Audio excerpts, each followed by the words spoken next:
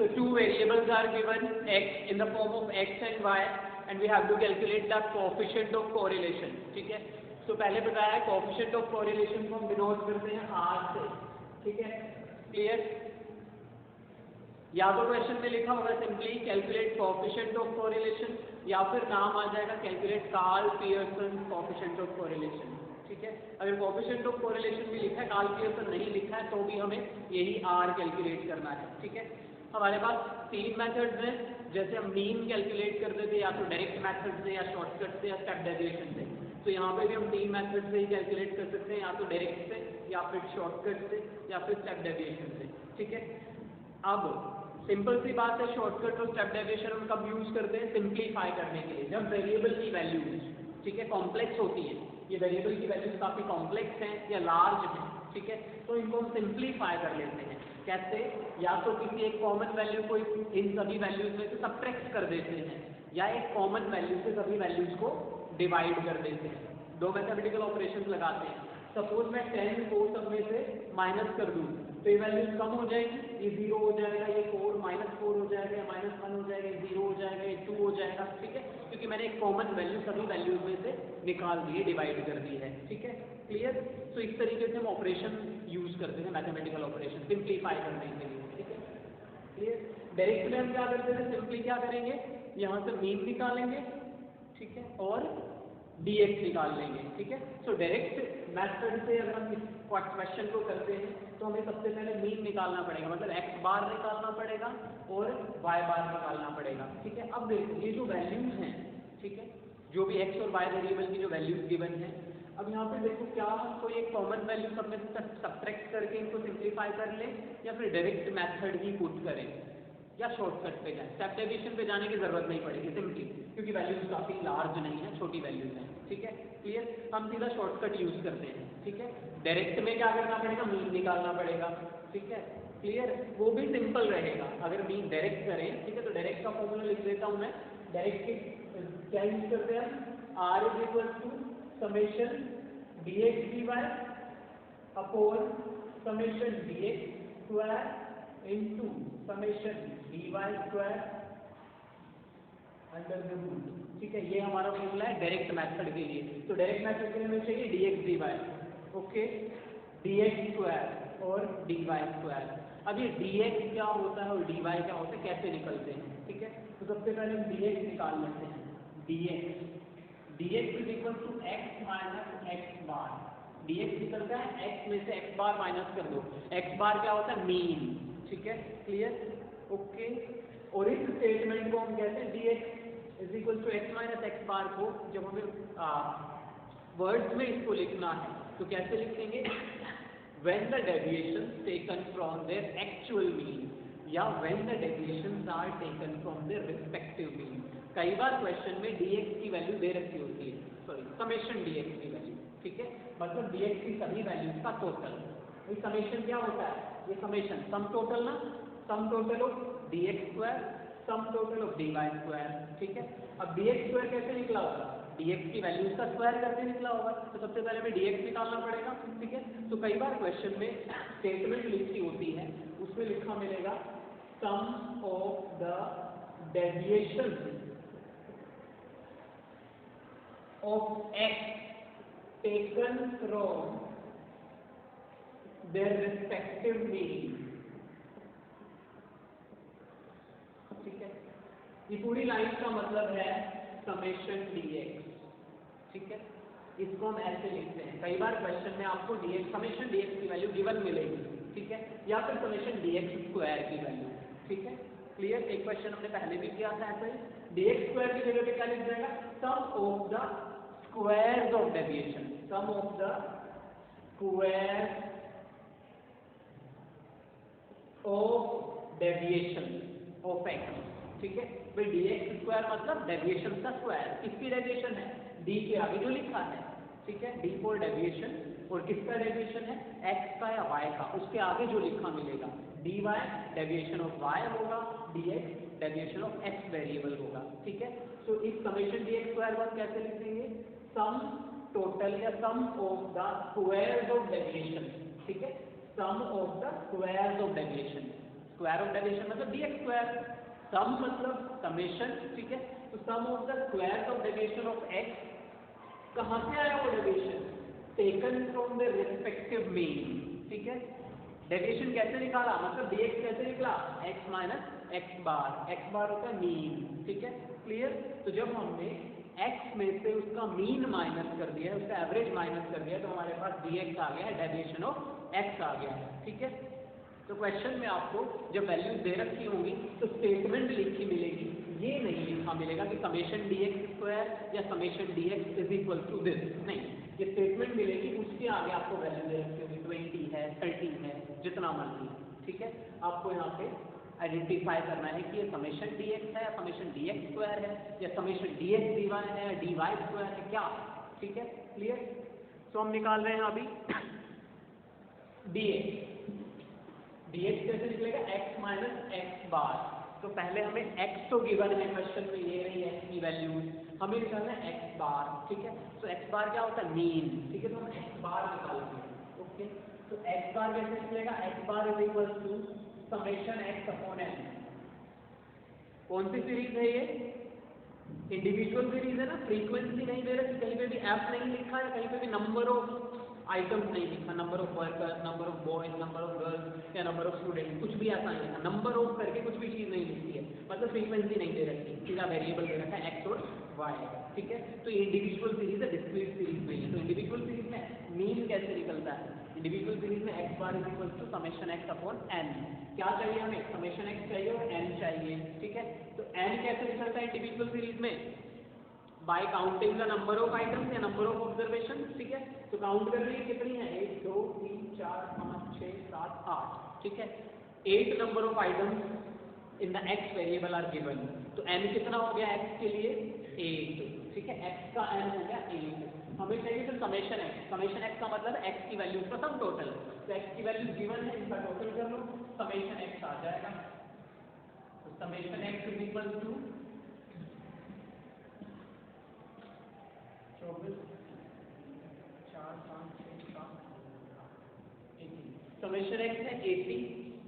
अब values put कर दो यहाँ पे, x bar is equal to summation x upon n, summation x है 80, n कितना है 8, तो x बार कितना हो गया 10 हो गया, x बार की वैल्यू आ गई। अब x बार हमें कहाँ चाहिए, ऊपर देखो dx is equal to x minus X bar, ठीक है। तो x की वैल्यूज में से हम x बार की वैल्यूज माइनस कर देंगे, ठीक है, x की हर एक वैल्यू में से। x की 8 वैल्यूज गिवन है, 8 आइटम्स गिवन है, 8 ऑब्जर्वेशंस आर गिवन, ठीक है, फॉर द x वेरिएबल। तो उन ऑब्जर्वेशंस में से हम x बार माइनस कर देंगे। तो करें हम dx निकालें, 10 minus 10 0, 6 minus 10 -4, 9 minus 10 -1, 10 minus 10 0, 12 minus 10 2 3 1 and -1 आ गया dx, ठीक है। अब देखो क्या हमें dx का टोटल करना चाहिए, dx की वैल्यूज का टोटल करना चाहिए। फॉर्मूले में देखो, क्या हमें समेशन dx चाहिए कहीं, क्या हमें समेशन dx चाहिए कहीं, नहीं चाहिए, ठीक है। हमें चाहिए summation dx square, summation dx नहीं चाहिए, तो हम dx का सम टोटल नहीं करेंगे, यहीं छोड़ देंगे। हमें फॉर्मूले में समेशन dx नहीं चाहिए, ठीक है। तो अब नेक्स्ट क्या चाहिए, dx स्क्वायर चाहिए, dx तो निकल गया, अब क्या निकालेंगे, dx स्क्वायर। dx स्क्वायर का मतलब dx into dx, dx square कैसे निकलता है, dx square is equal to dx into dx, dx into dx dx square हो जाएगा, ठीक है। dx हमने निकाल लिया, ठीक है, इसका स्क्वायर निकाल लेंगे। तो नेक्स्ट हम निकालेंगे dx स्क्वायर, ठीक है। दिख रहा है क्लियरली, ये ऊपर फॉर्मूला है, ठीक है। अब हम dx स्क्वायर निकाल रहे हैं, ठीक है। dx है 0, स्क्वायर क्या हो जाएगा 0, ये 4 है -4 है तो 16 हो जाएगा स्क्वायर, ठीक है, माइनस का पॉजिटिव हो जाएगा 1 0 4 9 1 1, ठीक है। अब हमें समेशन dx स्क्वायर चाहिए फॉर्मूले में, ठीक है। तो dx स्क्वायर निकाल लिया, तो समेशन dx स्क्वायर निकल जाएगा यहाँ से, dx स्क्वायर की वैल्यू का टोटल कर देंगे, ठीक है। तो समेशन dx स्क्वायर आ जाएगा हमारे पास, summation dx square is equal to कितना आ गया 32, ठीक है। समेशन dx स्क्वायर एक वैल्यू आ गई हमारे पास। नेक्स्ट हमें क्या चाहिए, समेशन dy स्क्वायर और समेशन dx dy, ठीक है। तो हमें निकालना है dy, क्योंकि dx तो निकल चुका, तो नेक्स्ट पे जाएंगे हम dy के ऊपर, ठीक है। तो जैसे dx निकाला वैसे ही dy निकलेगा। dx कैसे निकाला, x माइनस एक्स बार करके, तो dy भी कैसे निकलेगा, y माइनस वाई बार, ठीक है। ये मत करना, कहीं क्या करते हैं y माइनस एक्स बार कर देते हैं, भाई ये y एक अलग वेरिएबल है तो इसका अलग मीन निकलेगा, तो उसको हम लिखेंगे y बार, ठीक है। y वेरिएबल है, उसको हमने नाम दिया है y, एक अलग वेरिएबल है, तो उसका जो मीन होगा उसको y बार से लिखेंगे, ठीक है। तो x बार निकाल लिया, इसी तरीके से y बार निकालेंगे, तो y बार के लिए हम क्या करेंगे, फॉर्मूला यूज करेंगे, y bar is equal to summation y upon n, तो समेशन y टोटल कर लो, summation y is equal to 64, n वही 8 रहेगा, ठीक है। तो 64 अपॉन 8 कितना आ गया, y बार 8 आ गया, ठीक है, क्लियर। तो यहाँ पे हम dy निकाल लेते हैं, next dy is equal to y minus Y बार,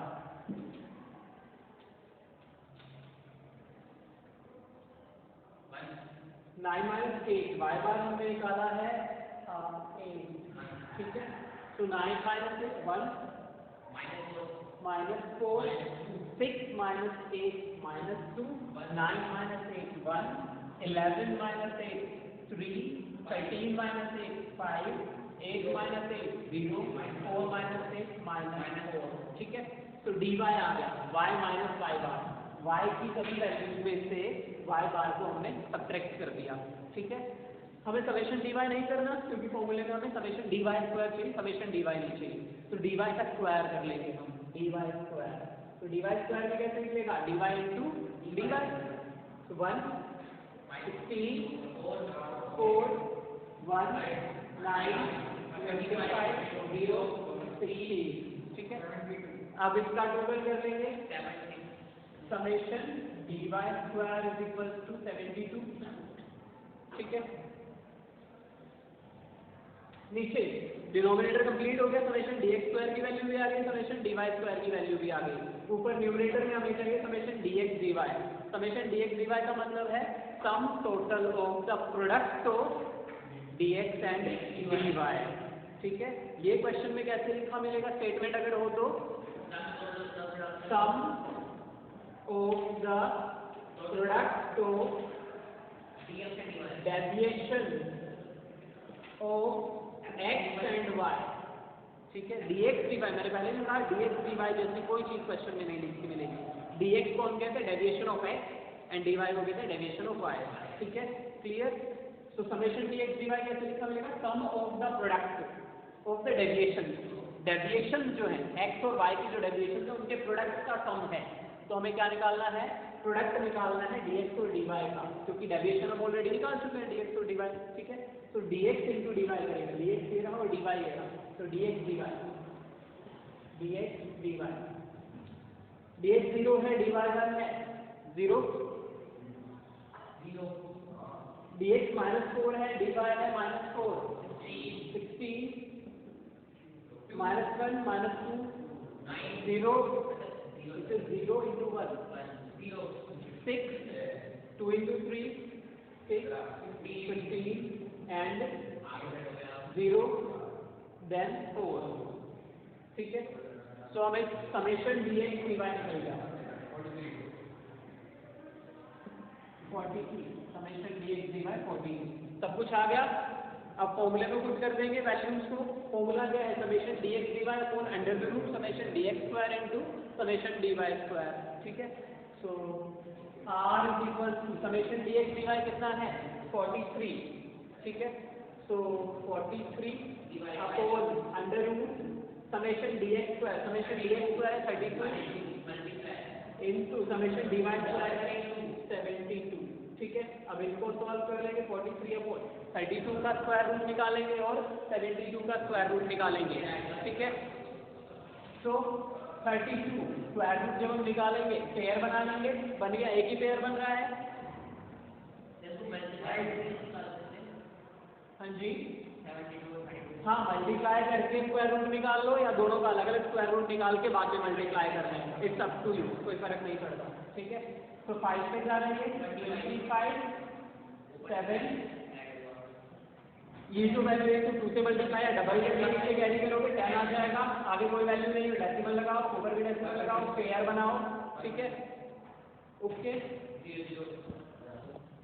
सी 32 का निकाला था, पेयर बनेगा, एक पेयर बन गया 32, ठीक है, स्क्वायर में मल्टीप्लाई करेंगे, 5 पे जा रहा है, 5 5 से 25, ठीक है, 7 बचा नीचे रिमेनिंग। अब जो ऊपर आया हमारे पास इसको 2 से मल्टीप्लाई कर लो या डबल करके नीचे कैरी करेंगे, आगे कोई भी वैल्यू नहीं तो डेसिमल हमने पुट किया, ऊपर भी डेसिमल, नेक्स्ट पेयर उतारेंगे 00, ठीक है, कोई वैल्यू नहीं थी तो हमने नेक्स्ट पेयर बना लिया 0। डिवीजन में हम सिंपल 1 0 लगाते थे, यहाँ पे हम पेयर में सॉल्व करेंगे तो हमने 00 लगा दिया। अब इस पूरे पेयर को नीचे उतार दिया 0, ठीक है। अब 700 को देखो कितने पे डिवाइड हो गया, ये स्क्वायर में, वो स्क्वायर में करेंगे हम, ठीक है। तो 6 पे 7 में तो ज़्यादा चला जाएगा, अगर मैं यहाँ पे 7 रखूँ तो 7 से ही मल्टीप्लाई स्क्वायर हो गया, ठीक है, 7 7 का 49, 749 आ जाएगा, दैट मीन 6 पे जा रहा है तो 6 पे डिवाइड करेंगे, 6 6 का 36, 636 आ गया, 636, ठीक है, कितना बचा 64। नेक्स्ट आगे भी कुछ वैल्यू नहीं है, अगेन एक और पेयर बना लो 00, इसको कैंसिल करो, आप कोई नहीं लगाओगे, ऑलरेडी डेसिमल लगा चुके हो, इसको 2 से मल्टीप्लाई करके फिर नीचे उतारो, ठीक है, तो 56 into 2 112। अब देखो 6400 कितने पे जाएगा, 5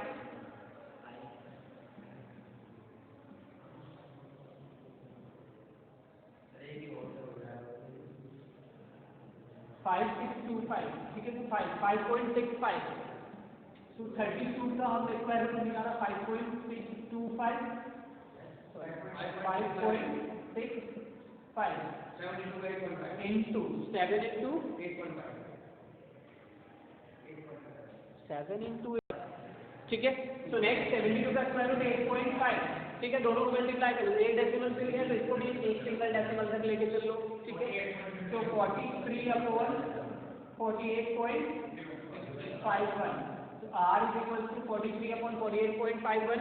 अब इसको डिवाइड करोगे तो 0.9 या 0.89 समथिंग आएगा, ठीक है, तो r की वैल्यू अभी 0.9। एक और चीज जो पहले बताई थी मैंने पहले दिन, r की वैल्यू हमेशा -1 और +1 के बीच में आती है, कभी भी -1 से ज़्यादा, मतलब -1 पॉइंट समथिंग नहीं आ सकती, या 1 पॉइंट समथिंग नहीं आ सकती, 1 आ सकती है, ठीक है, या 0 पॉइंट समथिंग आएगी, ठीक है। तो अगर इसकी डिग्री पूछी जाए, comment upon the degree of correlation, what is the degree of correlation, first day बताया था डिग्री ऑफ कोरिलेशन, ठीक है, तो 0.9, so there will be very high degree of positive correlation between these two variables। Positive का मतलब है दोनों same direction में मूव करेंगे, एक बढ़ेगा तो दूसरा भी बढ़ेगा, एक घटेगा तो दूसरा भी घट रहा होगा, ठीक है, दोनों में बहुत क्लोज रिलेशनशिप है, okay. So next question is from the following information, ठीक है, एक्सरसाइज का 19th क्वेश्चन है, from the following information determine coefficient of correlation. Coefficient of correlation that mean क्या निकालना है, ठीक है। आप देखेंगे इन्फॉर्मेशन क्या गिवन है उसके अकॉर्डिंग हम फॉर्मूला पुट करेंगे। तो क्वेश्चन में गिवन है number of items, that means n, बोला ना नंबर ऑफ ऑब्जर्वेशन के आइटम्स n होता है, x एंड y, ठीक है, दोनों वेरिएबल्स के लिए गिवन है, क्लियर। तो n ऑफ x दोनों में कॉमन होता है तो एक ही लिख सकते हो, n इज इक्वल टू 15, दोनों का सेम होता है 15। नेक्स्ट है mean, mean means x bar and y बार, दो वेरिएबल्स हैं, ठीक है, तो आपको गिवन है x बार 25 एंड y बार 18 निकाल के दे रखा है, ठीक है, पिछले क्वेश्चन में हमें निकालना पड़ा था। नेक्स्ट है SD, स्टैंडर्ड डेविएशन दोनों का है, जिसको हम लिखते हैं सिग्मा x, स्टैंडर्ड डेविएशन को सिग्मा x लिखते हैं, sigma x is equal to 3.01 and sigma y is equal to 3.03, ठीक है।